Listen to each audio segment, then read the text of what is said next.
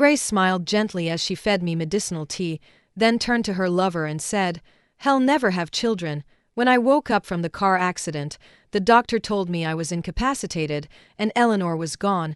She hugged me, crying, 'Don't be afraid, darling. I'll take care of you.' But the cell phone under my pillow was receiving her chat logs with her lover. Is the dosage of that medication enough? Don't worry.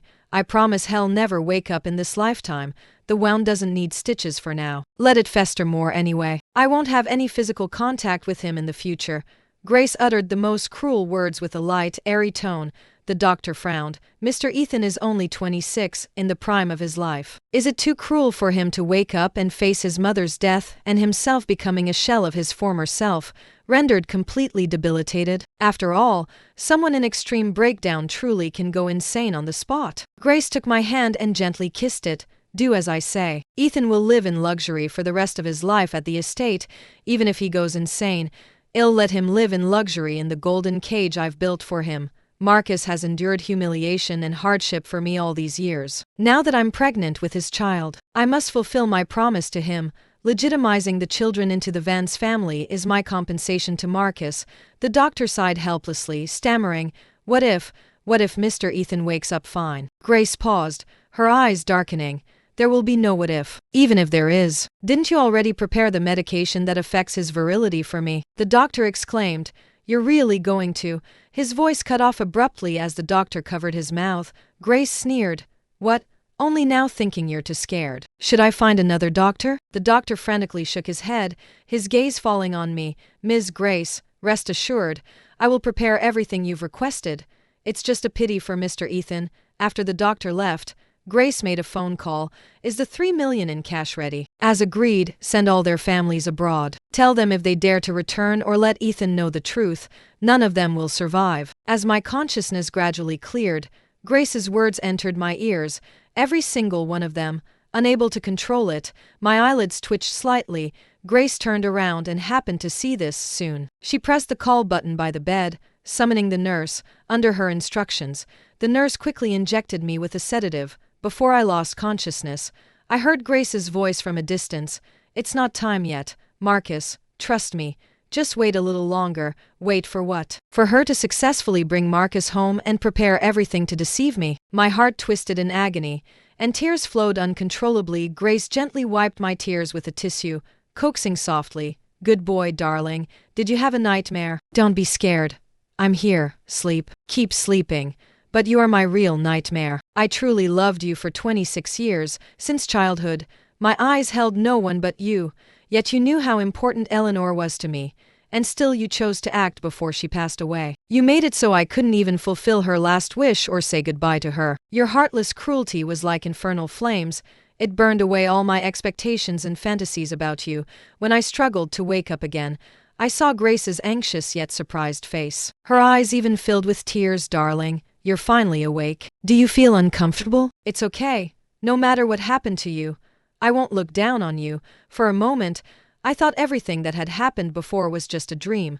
Grace still loved me. She hadn't betrayed me. But at that moment, the doctor coldly and heartlessly pronounced the death sentence they had prepared for me. "Mr. Ethan, I regret to inform you that your mother, upon hearing about your car accident, died of a sudden heart attack, despite efforts to save her. She passed away in great pain. Her eyes didn't even close at the very end." I widened my eyes in fury. The doctor lowered his eyes under my desperate gaze, mechanically continuing to deliver the remaining news. "Also, you were severely injured in this accident. Not only did you suffer multiple fractures, but your lower body suffered severe trauma, requiring an urgent surgical procedure to save your life, which has left you unable to ever regain your virility." The doctor glanced at Grace. "I'm afraid you'll never regain your virility in this life." Grace, her eyes red, stepped forward and cupped my face. "It's okay, darling. Don't be sad. I won't look down on you. I'll always be by your side." Her mouth was turned down, her brows furrowed, clearly a look of extreme worry, yet an icy coldness hid in her eyes, making me shiver. After I finally calmed down under the effects of the medication, Grace patiently fed me medicinal tea, softly asking, "Is the water hot? Is there anywhere else you feel uncomfortable? Several doctors are watching over you 24 hours a day. Don't try to endure any discomfort." It breaks my heart. The medicinal tea tasted more bitter than coptis in my mouth. I couldn't even tell if she had added the medicinal powder she had prepared in advance. I suppressed the fear in my heart, forced a slight pull at the corners of my mouth, and turned my head away, saying, "My mouth is so bitter. I don't want to drink anymore," but insisted, "Be good, you need to eat to recover." I still turned my head, just some plain congee would be fine. "I don't like sweet things." Grace's expression froze for a moment, then she said, "Okay, next time I'll bring plain congee." "All right. But for now, will you please try to finish this bowl?" Tears welled up in my eyes unwillingly, but seemed oblivious, forcefully pouring the remaining medicinal tea into my mouth. Only when I had finished it all did she show a satisfied smile. "That's a good boy." I didn't want to deal with her, so I turned over, my back to her, and said, "All right, you should go to sleep too. You've been watching over me these past few days. You must be exhausted." Grace sighed and leaned over to kiss my forehead. "Ethan, you're so good, it breaks my heart." She soon fell asleep in another bed, but I thought of Eleanor's expectant look when I told her I was going back to get the marriage certificate. I never imagined Grace could be so heartless for Marcus and her children. The pain in my lower body kept me tossing and turning. Even without lifting the blanket, I could smell a faint, lingering odor. I'm a germaphobe. Grace knew that, yet she did nothing, and even the professional nurses implicitly ignored the wound on my lower body. My eyes felt sore, and a memory of Eleanor hugging me and praising me came to mind. My love's cleanliness the most. He's just like a sweet, soft little cupcake. Suddenly, the cell phone by my pillow chimed. An unknown number shared a cloud drive address with me. When I opened it, there was a folder called Daisy, Marcus folder. Inside were documents, all dated. Oh my goodness, Daisy learned to say mama today. I'm with her every day. I'm almost jealous. They say daughters are their mother's sweet and thoughtful little comforts. Now I believe it. Below it was a photo of Marcus holding the child, further down, in a different font. "Just like you, beautiful." I opened another document. Daisy cried today. She said mama hasn't been here in 3 years. I found it both amusing and sad. At an age when she can't even tell days from years. She's learned what longing means. "Grace, can you come spend some time with her?" The little girl in the photo was indeed crying heartbrokenly. There were no replies below, but I glanced at the date, then I checked WhatsApp. That morning, Grace had told me she had an urgent company matter and would be traveling for a few days. Nearly 2,000 documents over 5 years, documenting their daily lives without missing a single day. Trembling, I clicked on the document marked with today's date. "Grace, I don't want to make things difficult for you. After you give birth to Leo and our agreement is fulfilled, I will try to leave you, try to become someone else's husband, but even then, I still yearn for your love, dreaming that you'll come find me and stay with me." Below that sentence was a photo of Marcus having carved Grace's name into his chest self-harmfully with a blade. "Even though our relationship must remain hidden, I will let your name leave an indelible mark on my heart, so you can always be with me." Grace replied, "Marcus, are you crazy? How can you hurt yourself like this? Trust me, Daisy and Leo have fulfilled my dream of having both a son and a daughter, and of course, I'll give them all my love. Don't worry. I will never give birth to a child with Ethan's tainted bloodline." So, this deception had started so long ago. I silently shed tears, choking back sobs, and sent a message to Aunt. I told her about Eleanor's death and what had happened to me, but I didn't say much about Grace. Aunt's reply came quickly, telling me she would send someone to pick me up and arrange all the necessary treatment. I agreed on a time with her, then turned to look at Grace, who was sleeping soundly. Spending my life with her had once been my most beautiful fantasy for the future, but from now on, my future held no place for her. The next day, the wedding planner for the wedding anniversary delivered several proposals. As soon as they entered, the young woman frowned and asked, "What's that smell?" "It's awful." The older one quickly glared at her and gave her a warning look. Grace pretended not to hear, but there was an irrepressible joy in her expression today. She took the proposals from them and handed them to me. "Darling, see if you have any feedback for them to revise." The page she opened showed the entire grand ballroom adorned with lilies, looking pure and elegant. It was beautiful. If only I wasn't allergic to lilies. Yet, I calmly said, "It's fine." Then I pushed the proposal away. Lilies were Marcus's favorite flowers. He had mentioned them multiple times in that document. Since it wasn't for me, I'd give it to him, and I no longer wanted her. The young woman from the wedding planner's office fled, covering her nose. Grace frowned and comforted me, saying, "Darling, you'll definitely get better. Even if you stay like this, I won't look down on you." Truly, my heart felt dead, and I shook my head, saying, "I don't want to have a wedding." Grace quickly said, "But Vance is considered a reputable family. The venue has long been booked, and invitations have already been sent to the guests. Canceling now would make not only me but also my parents be the laughingstock." I silently watched her, saying nothing. She deliberated, then deliberately made it sound difficult. "But I can understand how you feel. How about this? What if I find someone to stand in for you? They could wear a mask or have a makeup artist make them look like you." I interrupted her. "Who are you planning to get?" Grace almost blurted out, "Marcus, I guess," as if realizing she had spoken too quickly. She glanced at me before saying, "It's safer to find someone reliable and trustworthy. He's very discreet. He definitely won't say anything about this." I forced a bitter smile, feeling utterly drained mentally, and nodded as if agreeing. When I closed my eyes, Grace thought I was asleep and said to the doctor who walked in, clearly satisfied, "The medication you gave him is quite effective. He indeed seems uninterested in anything."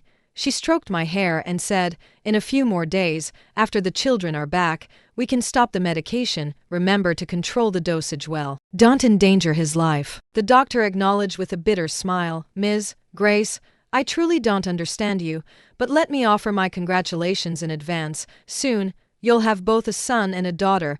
Grace was in a good mood and paid no attention to the mockery in the doctor's tone. My heart felt like a block of ice, yet my emotions barely wavered. Grace didn't know that every time I took the medication, I would find an opportunity to force myself to vomit. Even so, some of the medication still remained in my system.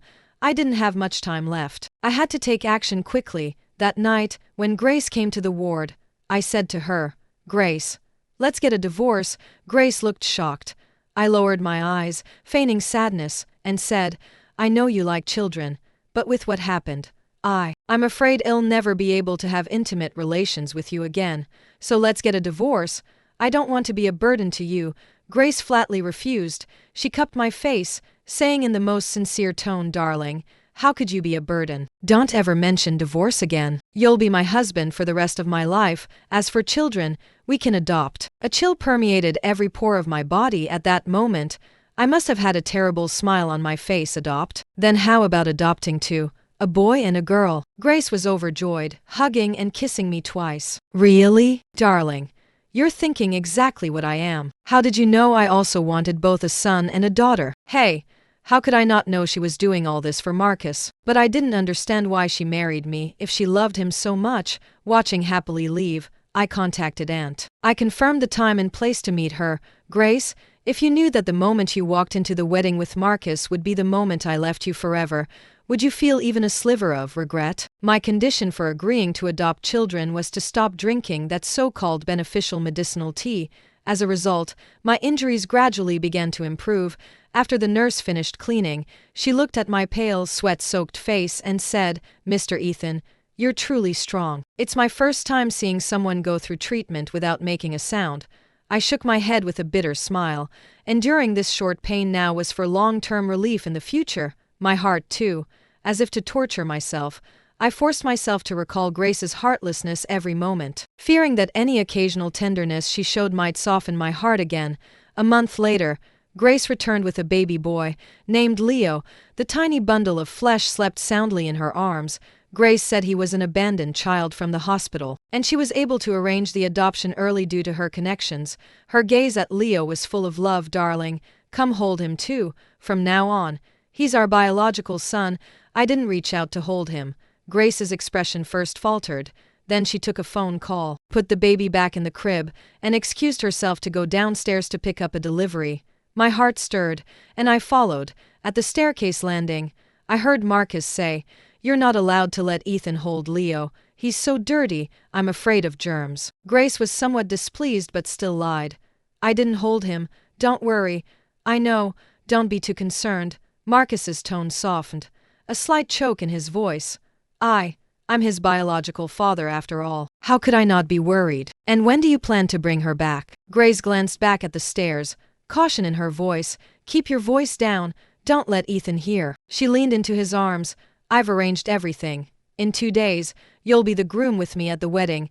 I'll give you everything you want. Ethan's psychological defenses have completely collapsed. He'll never be able to have children. So he'll definitely raise Daisy and Leo as if they were his own. Marcus hummed in satisfaction. Then you're not allowed to let him kiss you either, if you can't help yourself. Just come find me anytime, okay? Grace chuckled mischievously. Got it. Marcus kissed her lips passionately. You're forever mine. They kissed, lost in each other, neither noticing that I was standing around the corner, hearing everything clearly. The day we went to the orphanage to adopt a daughter, Grace's mother, Mrs. Patricia, also came. Mrs. Patricia held Leo in her arms, her face filled with tenderness. As I pulled open the car door, preparing to get in, Mrs. Patricia suddenly said coldly, Ethan, you go sit in the car behind, the child is young. I'm afraid you'll pass on your illness to him. Grace sat upright in the passenger seat, pretending to be on a phone call. I had no desire to argue, so I nodded and walked to the back. Then I heard Mrs. Patricia exclaim, Marcus, you're here. Quick, get in and sit next to me. Don't catch a cold. In the car, I received news that the properties under my name had been sold. After getting out of the car, Grace frowned and asked me, why did you sell the house? Why didn't you notify me about such a big matter? I put on a sorrowful expression and replied, that place is full of Eleanor's memories. I was unfilial. I couldn't even say goodbye to her. Grace's expression was somewhat awkward, and she nodded. If it's sold, it's sold. You can move in with me from now on. I softly hummed in agreement. I deliberately slowed my steps, trailing behind the cheerful Vance family. As soon as we entered the orphanage, a little girl with twin pigtails rushed over and hugged Marcus, shouting, Daddy. Marcus immediately hugged the little girl and awkwardly said to me, don't misunderstand, Ethan. I often volunteer here and am used to joking around with the children. Mrs. Patricia, with a disdainful look in her eyes, said, what's there to explain? If wasn't so kind-hearted and responsible, how could the son-in-law of the estate possibly be a shell of his former self? Rendered completely debilitated, Mrs. Patricia's words felt like a slap across my face. Even with my usually calm temperament, I couldn't hold back anymore. Aunt, when my father was alive, didn't you say our two families were a match made in heaven? How is it that the moment my parents are gone, I become useless? Marcus suddenly asserted forcefully, Ethan, how can you speak to an elder like that? Aunt's not wrong. You really are useless. If you're unhappy with me attending the wedding in your place, you can totally go yourself, Mrs. Patricia's voice immediately rose. He stinks to high heaven. The estate can't afford to be embarrassed by this. Staff nearby were watching the spectacle from a distance, and I felt like a pathetic clown. Grace interrupted the argument. Mom, stop talking. Ethan is my husband. If you insult him, you're insulting me. She turned to me and coaxed, Darling, don't be angry with Mrs. Patricia. After the wedding, how about I take you to an island for a trip? I looked at her.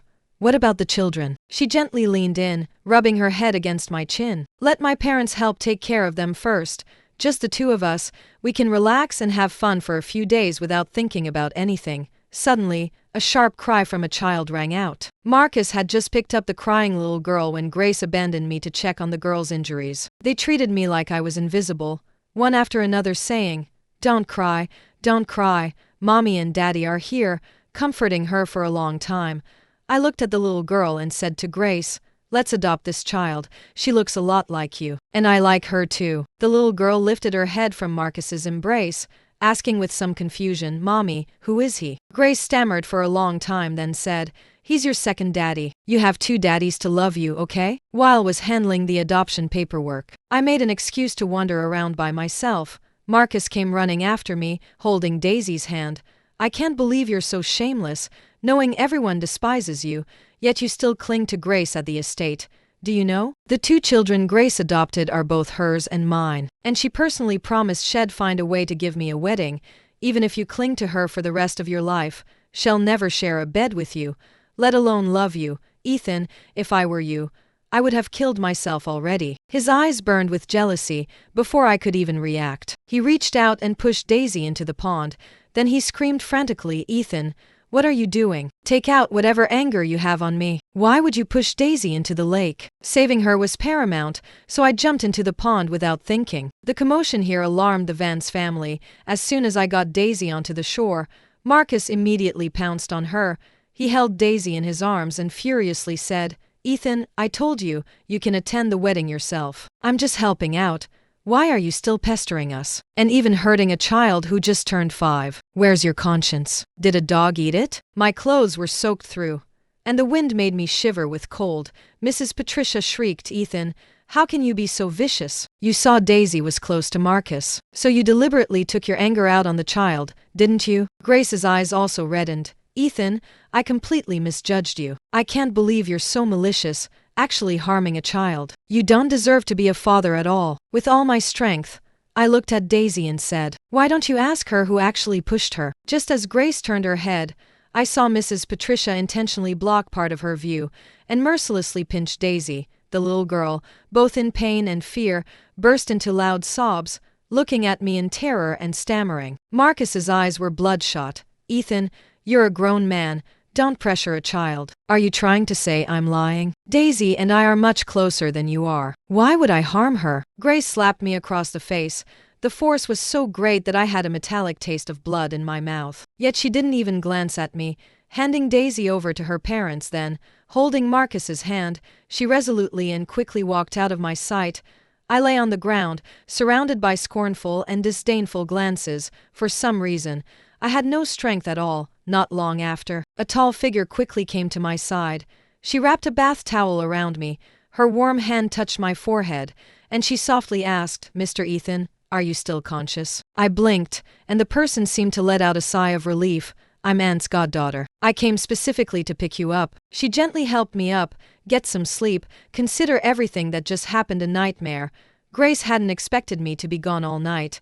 Enraged, she finally managed to get through to me by phone the next afternoon. My voice was flat. I just said I wasn't feeling well and wanted to be alone for a few days.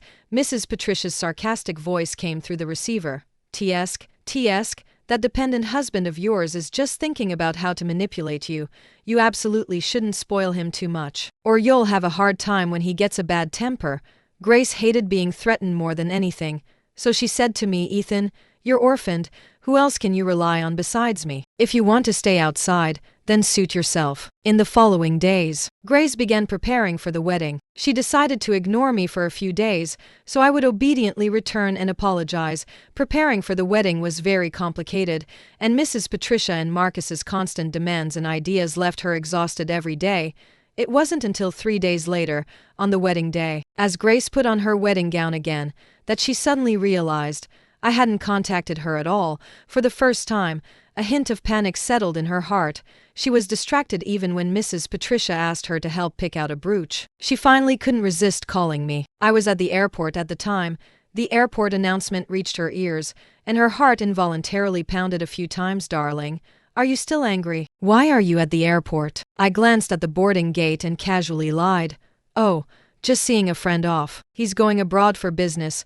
Grace swallowed, her tone softening. "Darling, please don't be angry anymore, okay? As soon as the wedding is over, I'll come find you right away. I've already bought the plane ticket to the island." I know I spoke a bit hastily last time, mainly because the children are still young. I cut her off. "Grace, actually, I have a gift for you. It should arrive right when the wedding ends." Grace smiled. "Ethan, I knew you loved me the most. You even prepared a gift for me. Were you just waiting for me to call you?" I chuckled lightly. "It must be almost time." "Grace, happy wedding." Grace was completely relieved and smiled happily. "Wait for me back home tonight, my darling husband." What didn't know was that when the music started and she walked onto the stage, I was already on a plane, soaring through the clouds. In this life, I would never see her again. Looking at the venue covered in lilies, Grace somehow felt a new wave of unease wash over her. A memory suddenly flashed. As a child, she had been holding a large bouquet of lilies, just about to show them to Ethan, but nervously stopped her. Eleanor held little Ethan tightly in her arms and said, "Grace, Ethan has been allergic to lilies since he was little. He can't be near them." In that instant, Grace felt as if struck by lightning. The host called for the bride's entrance several times, but she didn't react. It was Mrs. Patricia who stepped forward in time and pinched her. The host cleverly made a witty remark to ease the awkwardness. Grace walked forward like a puppet, following him. As more memories flooded back, Ethan had sold the house under his name. But that was the home Eleanor had lived in for most of her life. Ethan had said she loved children the most, yet he hadn't been willing to reach out and hold Leo that day by the pond. Ethan had clearly held Daisy in his arms, just now. The airport announcement said the flight to Switzerland was about to depart. Anne's aunt had immigrated to Switzerland a long time ago. Marcus saw her standing there blankly and tried to prompt her twice, but it was no use. He had no choice but to take her arm and lead her to the center of the stage. But by then, the guests had noticed the bride's unusual state, and the venue gradually became noisy. The host, sweating profusely, tried to guide the proceedings, when, wearing a cute princess dress, came onto the stage carrying the wedding ring. Grace suddenly crouched down and firmly grasped Daisy's shoulders. "Daisy, tell Mommy, who was it that pushed you into the water that day?" Daisy, holding the wedding ring, was completely bewildered. She instinctively glanced at Marcus, then bit her lip, unwilling to speak, but's grip tightened, and her tone became more severe. Daisy burst into loud sobs, stamping her foot and crying, "Daddy told me not to tell, but the teacher says children who lie are bad." Daisy doesn't want to be a bad child. Marcus anxiously raised his hand to pull Daisy away, but this action provoked a shriek from Daisy. "Don't hit me, Daddy! Don't hit me!" Daisy won't say anything. Marcus's face flushed crimson with anxiety, and he tried to explain to Grace, but by this point, what more was there for her not to understand? Grace was clearly furious, veins bulging in her neck. She stood up, slapped Marcus's face in a rage, then, still not satisfied, kicked and stomped on him several times. The entire venue descended into chaos, but Grace grabbed an assistant. She gritted her teeth and commanded, "Quick, have someone get the orphanage's security footage. Also, contact the airport immediately and check if Ethan is among the passengers flying to Switzerland." Mrs. Patricia, holding Leo, came up and pulled her, crying and shouting, "Grace, are you trying to kill Mommy with anger? Look at Leo, and look at Daisy. How can you beat their father in front of the children?" Grace turned her head and roared, "Ethan is their father. How many times have I told you? Only Ethan is worthy of being my Grace's husband." At that moment, a delivery person walked into the venue, precisely found Grace, and said, "Ms. Grace, correct? Here's a gift for you from Mr. Ethan." Grace's gaze fell on the box, and her hands trembled so much she couldn't take it. She had to order an assistant to open it for her. Those were all items she had given to Ethan, each carrying a fragment of their past memories. Each one had been carefully preserved by him, as if time had stood still on these objects. The braided friendship bracelet was a gift she had given him when she first mustered the courage to express her feelings, the colorful threads intertwined into intricate knots, perfectly resembling their shy and innocent feelings when they first met. He had always worn it on his wrist until one day it accidentally broke.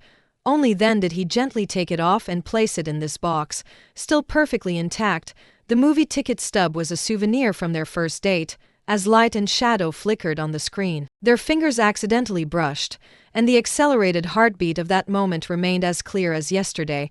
On the back of the ticket stub, Ethan's faint pencil handwriting was still visible, a date and the words "very happy." The faintness of the script showing his careful consideration. Every item told a story of love and cherish, every detail reflecting his deep affection for her. Grace looked at everything, her eyes welling up, so he had cherished those seemingly insignificant little details all this time. But now, Ethan had returned all these items to her, perfectly intact. What did it mean? Grace didn't dare to think about it. The delivery person cleared his throat. Although he felt a little sorry for the bride in front of him, he had to fulfill his client's request. After all, Mr. Ethan had paid exceptionally well. "Ms. Grace, here's also a letter for you from Mr. Ethan." Grace quickly opened the letter. On it was Ethan's familiar elegant handwriting. "Back then, when the Hayes family faced troubles, you used your $1.88 million dowry to promptly rescue my family from its predicament. Now, I have fulfilled your wish, helped you bring 2 children into the estate, and allowed you to complete your wedding with the one you truly love. We are even. Known each other for 23 years since childhood. It ends now. May our paths never cross again." Grace's tears fell on the paper, blurring the ink. She hastily tried to wipe them away but accidentally tore the paper, then frantically tried to mend it. The delivery person, preparing to leave, couldn't help but say, "Ms. Grace, It can't be fixed." Marcus suppressed the fear in his heart and gently supported Grace's arm, saying, "Grace, did Ethan say something to upset you? Don't pay attention to him. Let's continue with the wedding. Don't be sad, seeing you like this." "It breaks my heart," Mrs. Patricia also said. "Look how sensible Marcus is. Why do you always favor that useless person? If you ask me, if he wants to throw a tantrum and break up, let him go. You're the only daughter of the estate. You can't let a dependent husband walk all over you. Why don't you just let Marcus move in? He's such a good young man. I'd hate for him to be someone else's son-in-law." Grace carefully held the box, her voice cold. "Useless person. Who gave you permission to speak about my husband like that? Since you like Marcus so much, why don't you go be his wife?" Mrs. Patricia's face fell, and she was about to get angry, but she was pushed aside by Grace's assistant, who rushed over, looking panicked. "Ms. Grace, there indeed was a passenger named Ethan on the flight to Switzerland just now also. The orphanage has sent over the security footage from that day." Grace watched the truth of the incident unfold in the security footage, so furious that she slapped herself twice. Marcus, seeing the situation was unfavorable, tried to slip away by excusing himself to the restroom, but firmly grasped him. She calmly instructed her subordinates to have Mrs. Patricia take the children home first. Gazing at Grace's serene face, Marcus felt that she was far more terrifying now than when she was angry. "The moment I stepped off the plane, I saw Aunt. She pulled me into a heartfelt embrace, saying, 'My dear, why are you so thin? You must have suffered terribly.' I was holding Eleanor's ashes. Looking at Aunt's face, which bore a striking resemblance to Eleanor's, I couldn't hold back any longer and had a good long cry. Aunt had already arranged a rehabilitation center for me here. On the way, she told me, 'Sarah has told me everything.' I truly can't believe how awful Grace turned out to be when was alive. She always spoke so highly of her." I comforted her. "It's all in the past now." But Margaret patted my hand and said, "I've talked to the doctor. Your physical injuries are easily treatable. The hardest part, however, is the emotional trauma. Just focus on your recovery with peace of mind. Aunt will take care of everything else." The center was incredibly beautiful. Lush trees surrounded it, and the air was so fresh that I couldn't help but breathe deeply. In the early morning, sunlight streamed through the curtains, softly illuminating the wooden floor. Even the air carried a sense of quietude and peace. My body recovered quickly there. I received treatment on schedule daily, went for walks, and could even sit in the garden pavilion to read for a while. Yet, nights remained an inescapable nightmare. Those persistent images always quietly emerged in the darkness, pulling me back into those painful memories. Cold sweat soaked my pillow. My heart pounded like a drum, and each awakening felt like a struggle from an abyss. Fortunately, Aunt and Sarah were always by my side. They never left my side. Day or night, whenever I needed them, they would immediately appear. Aunt would always gently pat my back with her warm hand, whispering, "Don't be afraid, we're here for you, Sarah." Meanwhile, would hand me a cup of warm milk and quietly sit by my bedside until I fell back asleep. It was thanks to my family's unwavering support that my mental state gradually improved, and I no longer felt the initial weariness and numbness toward everything. I could feel my inner self slowly healing, and the emotions that once suffocated me gradually became bearable. After listening to my account, the psychologist's brows furrowed, and her expression grew solemn. She reviewed my medical reports and carefully asked for more details, eventually stating, "Based on your description, the reason you became so withdrawn after the incident likely lies with that medicinal tea. We found residual traces of a psychotropic agent in your blood that exceeded safe levels. If this substance is consumed long-term or in large quantities at once, it can severely impact the nervous system, leading to drastic mood swings, depression, and even loss of self-awareness." Grace traveled to Switzerland countless times that year. Each time she landed, she held on to a faint hope, expecting to find news of Ethan. However, no matter how hard she tried, no matter how many connections she leveraged or how much effort she expended, Ethan seemed to have vanished into thin air, leaving no trace. Her phone screen lit up countless times with missed call notifications. The numbers she dialed for him always went unanswered, and the messages she sent were like a stone dropped into the sea. They received no reply.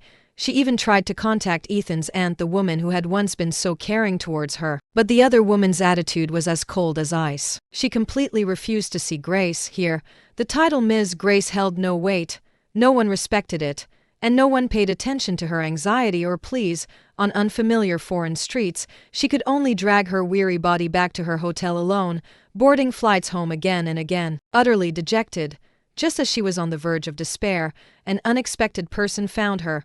The doctor who performed Ethan's surgery after his accident. He appeared at her office door, his expression solemn, holding a thick stack of documents, without any pleasantries. He handed the documents directly to her and said in a low voice, "Ms. Grace, there are some things you need to know."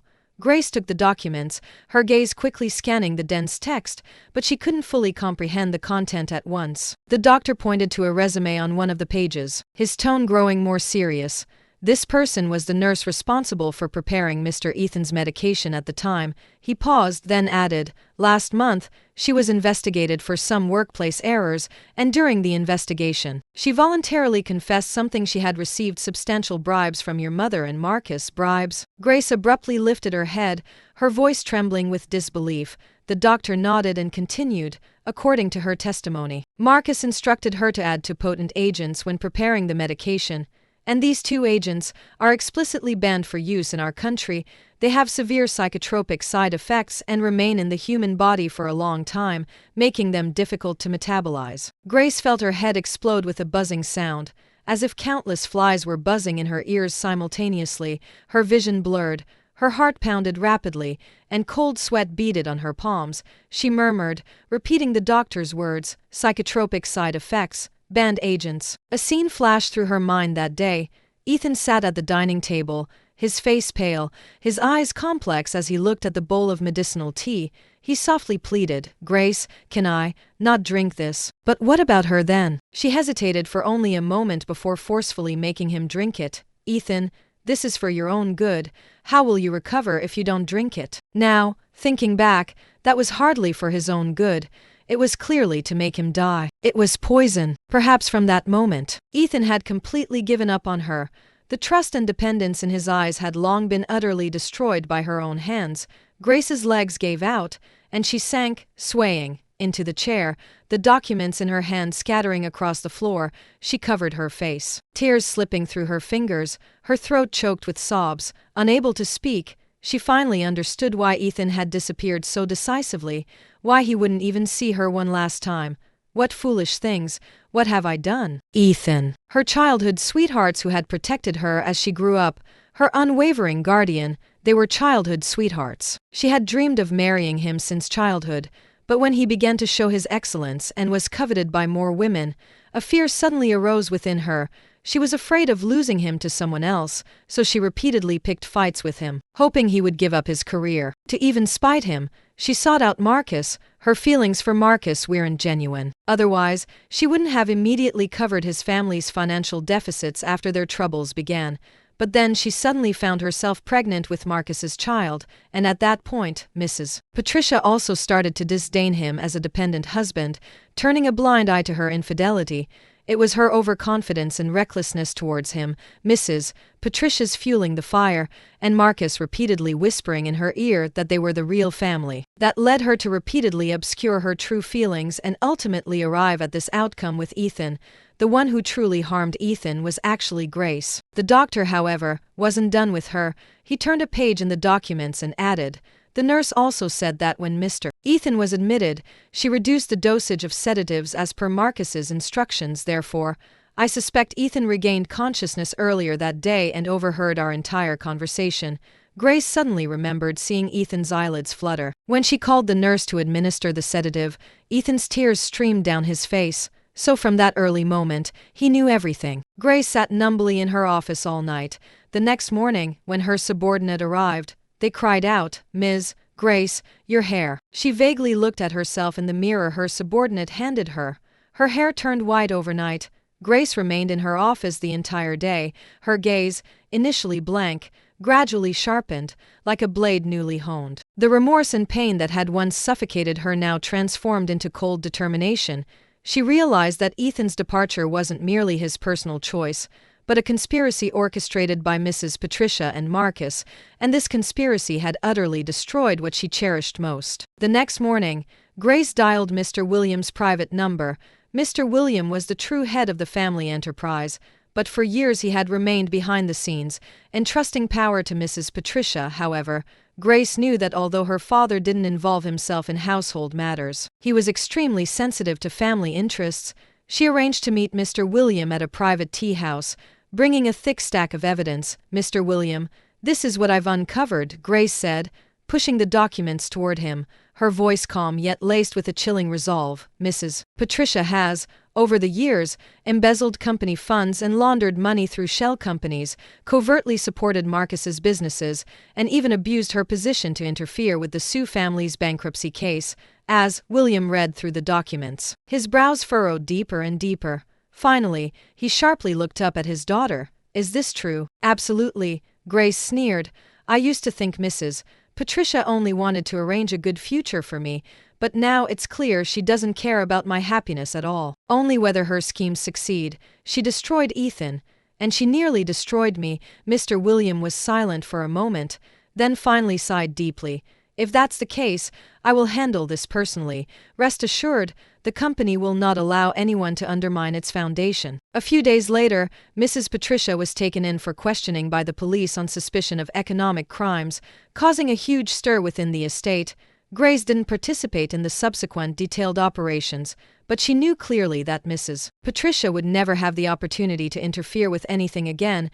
When asked why she suddenly exposed her mother, she simply responded, she got what she deserved. As for Marcus, Grace adopted an even more direct and ruthless approach. She first invited Marcus to a business negotiation under the guise of a partnership, deliberately spreading rumors that she possessed a crucial resource that could help his company overcome its difficulties. Marcus, as expected, took the bait and readily agreed to the meeting. On the day of the negotiation, Grace, dressed in a sharply tailored business suit, sat sternly at the head of the conference table.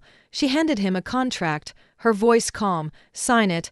This is our last chance." Marcus quickly scanned the contract, and seeing that the terms were extremely favorable to him, he instantly beamed with delight, signing and stamping it without hesitation. However, as he prepared to leave, he saw several police officers waiting outside the door. "Mr. Marcus, please come with us," the leading officer said, showing an arrest warrant. "He is under arrest for multiple charges, including illegal transactions, bribery, and aggravated assault." Marcus's face instantly went pale. He turned to Grace, his voice trembling.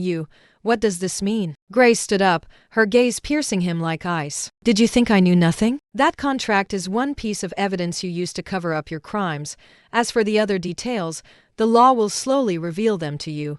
Grace had already teamed up with her legal team to collect a wealth of evidence regarding Marcus's illegal activities, including recordings of him bribing the nurse to alter medication formulas, transfer records, and his role in the Sue family's bankruptcy. All evidence pointed to one fact: Marcus was the mastermind behind the entire affair. As Patricia and Marcus successively fell, Grace finally let out a sigh of relief. She believed such an outcome would fill the void in her heart, but once everything settled, she felt an unprecedented loneliness. Night fell once more. She stood before the mirror, looking at her reflection. Her hair, now white, framed a haggard face. The light in her eyes had completely faded. She picked up her cell phone, scrolling through photos of Ethan, a picture taken during their last trip together. In the photo, his smile was bright, his eyes gentle. Now, however, he had completely moved out of her life. "Ethan, will you ever think of me? How could you? I'm probably the last person you'd want to remember. Perhaps this is the price," Grace murmured to herself, placing her cell phone back on the table, its screen filled with news about the immense success of the pharmaceutical company Ethan had founded. She lit a cigarette and slowly exhaled a puff of smoke. Her computer screen displayed news that Ethan would soon return to the country for a seminar. That might be her last chance. At the National Medical Seminar, the venue was packed to capacity. Ethan stood on the podium, his gaze resolute. He was no longer the man tormented by illness, dependent on medication to survive, but an emerging entrepreneur and researcher. His company specialized in the research and development of drugs for rare diseases, having already achieved multiple groundbreaking results. Today, he delivered the keynote speech as the opening guest. The audience listened with bated breath, while Grace felt a sharp pang in her chest. She sat in a corner, watching the familiar yet distant figure on stage. His profile was still handsome, his eyes still gentle, yet he no longer held that exclusive affection for her. What broke her heart even more was how his jet-black hair contrasted sharply with her own entirely white hair, standing out glaringly. Wen's gaze swept across the crowd. He paused momentarily, that pale face, those eyes full of regret, instantly brought back countless unresolvable memories from sleepless nights. However, he quickly regained his composure and continued his speech, as if the momentary distraction had been merely an illusion. After the conference, Grace gathered her courage and walked towards the backstage lounge. The moment she pushed open the door, Ethan, who had been organizing documents with his head down, looked up at the sound of footsteps and paused slightly when he saw her. "Long time no see," he said, his tone as flat as if greeting a casual acquaintance. Grace took a deep breath, trying to keep her voice steady. "Ethan, I want to talk to you." Ethan put down his documents, clasped his hands on the table, his expression so calm it was unreadable. "All right. What do you want to talk about?" Grace bit her lip, trying hard not to let her tears fall. "I'm sorry. I ruined you. I was so foolish, so selfish then. I didn't realize Mrs. Patricia and Marcus's conspiracy. If not for my weakness, you wouldn't have. I know nothing I say now can make up for it, but I truly regret it. I regret it every single day." Ethan listened quietly, his expression unwavering. After a long silence, he slowly said, "Grace, we can't go back." Grace trembled as she asked, "Can you give me another chance? We can have another child, our own child." Just as her voice faded, light footsteps approached from outside the door. A woman in a business suit, elegant and with a warm smile on her face, walked in. "Ethan, are you still not done?" Sarah looked at Grace and nodded politely. Ethan stood up, pulled Sarah closer, and introduced her graciously. "This is Sarah, my fiancée." The word struck Grace like a bolt from the blue. Her eyes widened, and her lips trembled slightly. "Fiancée." Sarah sensed a subtle shift in the atmosphere and extended her hand. "Hello, I'm Ethan's business partner and now his family. It's nice to meet you." Grace mechanically shook her hand, but it felt as if all strength had drained from her body. She turned to Ethan, her voice hoarse. "So, you've already found a new life." Grace stood there numbly, her mind a blank. She finally understood what she had lost. Not just Ethan himself, but also the hope for a new life. They could never go back, but she refused to look forward. Never again. She stumbled out of the room, his final words echoing in her ears. "Take care." Sunlight fell upon Grace's white hair, yet offered no warmth. She looked up at the sky, her heart feeling hollow.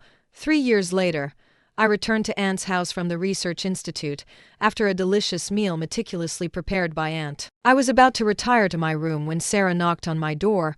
Sarah was my research partner and one of my closest friends over the years. Our relationship was more like siblings. We supported and understood each other. Although outsiders once mistook her for my fiancée, that was merely a pretext back then to deter Grace's persistent pursuit. "Ethan, open up." I opened the door, and she unceremoniously burst in, immediately claiming the most comfortable sofa in the room. She casually tossed a folder into my lap. "Take a look at this." Her expression was slightly complex. "Ethan, I've always felt you needed to know what happened to Grace these past few years, although Margaret forbade me from mentioning her to you. I believe that facing the past squarely is the only way to truly move forward." I paused, looking down at the folder in my hands, my heart a mix of emotions. As I opened the first page, long-buried memories surged forth like a tide. It turned out that in these 3 years, the estate had undergone earth-shattering changes. That farcical wedding became a national sensation, with almost all media outlets putting photos of Grace kicking Marcus on their front pages. Afterward, she suddenly issued a statement, disavowing all ties with Mrs. Patricia, and formally reported her mother for embezzlement of public funds and smuggling of prohibited drugs, among other crimes. Then, she orchestrated Marcus ending up in prison, decisively ending that nightmarish entanglement. However, that wasn't the end of it. It was said that Marcus suffered a mental breakdown, his body emaciated and covered in scars from torment in prison. After his release, he was sent to a psychiatric hospital, while Grace calmly dined with her children, as if everything had settled. Then, on a recent night, Grace was found dead. Her final words were shocking. "For over a year now, I've been taking a slow-acting poison, and I don't have much longer to live, but all this suffering combined still doesn't compare to the sins I committed against Ethan. I only hope that after I die, you can deliver a message to Ethan for me. The last page of the folder was a familiar note, something I had once given her. The ink had blurred from tears, and the edges were worn, clearly having been touched countless times. Below the note was Grace's own handwriting. "I'm sorry. I never deserved someone as good as you." I closed the folder and remained silent for a long time. Silence filled the room, broken only by the rustling of leaves outside the window. Sarah watched me cautiously, then tentatively asked, "Ethan, are you all right?" I looked up, a bitter smile touching my lips. "I'm fine, Sarah. Thank you for telling me all this." In truth, I knew Grace's death was no accident. She chose to end her life this way, perhaps as atonement for the past, and also a release for me. This past finally felt truly settled. A few days later, I went alone to a secluded hillside on the outskirts. It was covered with lush green bamboo, and a gentle breeze made the leaves rustle softly. I buried the folder beneath a bamboo plant. As I left, sunlight pierced through the clouds, illuminating the wide road ahead.